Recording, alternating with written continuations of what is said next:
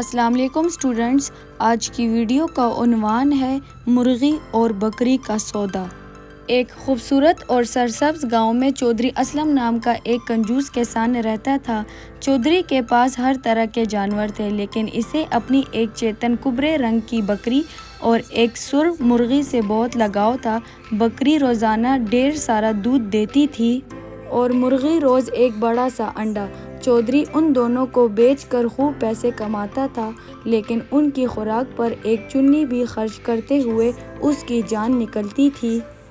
ایک دن چودھری نے سوچا، بکری گھاس زیادہ کھاتی ہے اور مرغی بھی سارا دن دانہ چگتی رہتی ہے، کیوں نہ ان دونوں کا آپس میں ہی کوئی سودا کرا دیا جائے تاکہ میرا خرچہ بچ جائے۔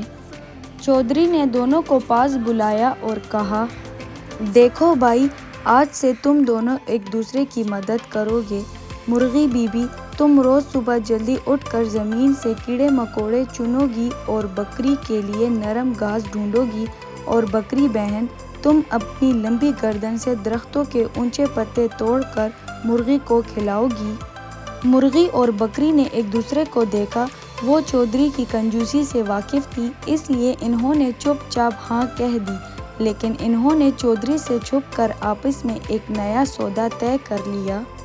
اگلی صبح مرغی جلدی اٹھی اور اس نے باغ میں جا کر ایک ایسی جگہ ڈھونڈ نکالی جہاں بہت ہری بھری گھاس تھی۔ اس نے بکری کو وہاں بلا لیا۔ بکری پیٹ بھر کر گھاس کھا کر خوش ہو گئی۔ اب باری بکری کی تھی۔ بکری مرغی کو لے کر امرود کے ایک بڑے درخت کے پاس گئی۔ بکری نے اچھل کر ایک پکا ہوا امرود نیچے گرایا۔ مرغی نے مزے سے امرود کھایا۔ دونوں اپنے سودے سے بہت خوش تھیں اور چودھری کا دانہ پانی کھائے بغیر ہی ان کا پیٹ بھر گیا تھا۔ جب شام کو چودھری دودھ اور انڈا لینے آیا تو وہ یہ دیکھ کر حیران رہ گیا کہ بکری نے پہلے سے زیادہ دودھ دیا اور مرغی کا انڈا بھی عام دنوں سے بڑا تھا۔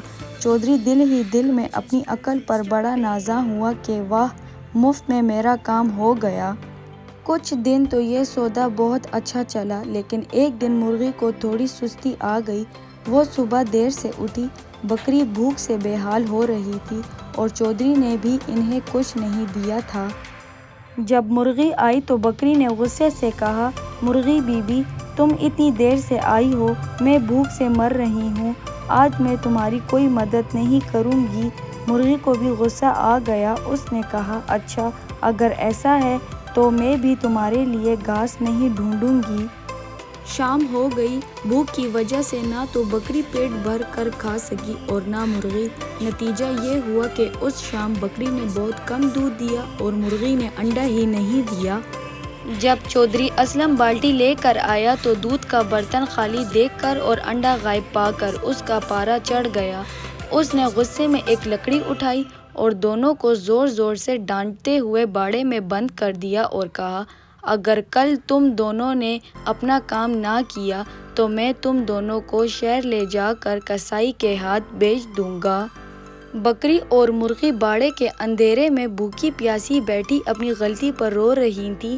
مرغی نے آہستہ سے کہا، بکری بہن، مجھے معاف کر دو، میری سستی کی وجہ سے ہم دونوں مصیبت میں آ گئے۔ بکری نے بھی نرمی سے کہا، نہیں مرغی بیوی، قصور میرا بھی تھا، میں نے غصے میں آ کر سودا توڑ دیا۔ ہم آپس میں لڑیں گے تو نقصان ہمارا ہی ہوگا اور فائدہ اس کنجوس چودھری کا۔ دونوں نے فیصلہ کیا کہ وہ دوبارہ مل کر کام کریں گے۔ اگلی صبح سے انہوں نے پھر سے ایک دوسرے کی مدد کرنا شروع کر دی۔ وہ سمجھ گئی تھی کہ اتفاق میں برکت ہے اور آپس کی لڑائی ہمیشہ نقصان پہنچاتی ہے۔ کہانی کا سبق، جب ہم مل جل کر کام کرتے ہیں اور ایک دوسرے کی مدد کرتے ہیں تو بڑی سے بڑی مشکل بھی آسان ہو جاتی ہے۔ آپس کی ضد اور لڑائی ہمیشہ اپنا ہی نقصان کرتی ہے۔